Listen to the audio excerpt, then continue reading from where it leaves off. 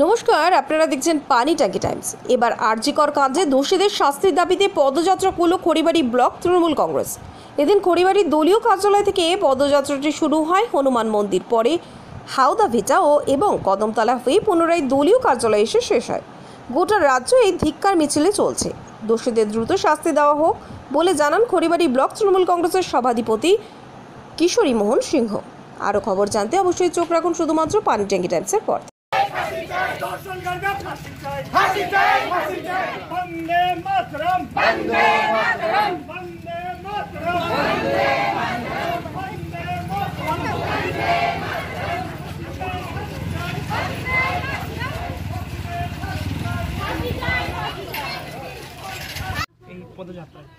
আপনারা দেখছেন বিভিন্ন সংবাদ মাধ্যমে যে ঘটনাটা ঘটছে, সত্যি এটা দুঃখজনক, ন্যাক্কারজনক ঘটনা। তার প্রতিবাদে খড়িবাড়ি ব্লক তৃণমূল তথা সারা রাজ্যব্যাপী তৃণমূল কর্মীরা আমরা প্রত্যেকে এই যে ঘটনা ঘটে তার প্রতিবাদ জানাচ্ছি। তার প্রতিবাদের জন্য আজকে ধিক্কার মিছিল আমরা করলাম।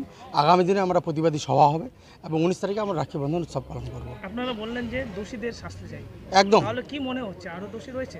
দেখো, এটা তো টোটাল সিবিআইয়ের হাতে চলে গেছে কেসটা। সিবিআইরা তদন্ত করবে, একটা নিখুঁত তদন্তকারী দল, ওনার যা তদন্ত করবে, যদি বাড়বে, নাহলে যারা জড়িত আছে তাদের শাস্তি হবে। আমরা ফাঁসি চাই, আইনত যতগুলো সাজা আসবে সেটা আমরা চাই। ব্যানারে রাম বাম শ্যাম চক্রান্ত, এটা কেন মনে হলো? খড়িবাড়িতেই এই ব্যানার দেখা গেল হঠাৎ কেন?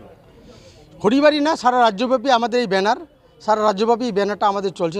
আমাদের তৃণমূল কংগ্রেসের সারা রাজ্যব্যাপী এই ব্যানারটা আছে। কোথাও চক্রান্ত মনে হচ্ছে? হতে পারে। আপনার নাম? কিশোরী মোহন সিংহ, খড়িবাড়ি ব্লক প্রেসিডেন্ট।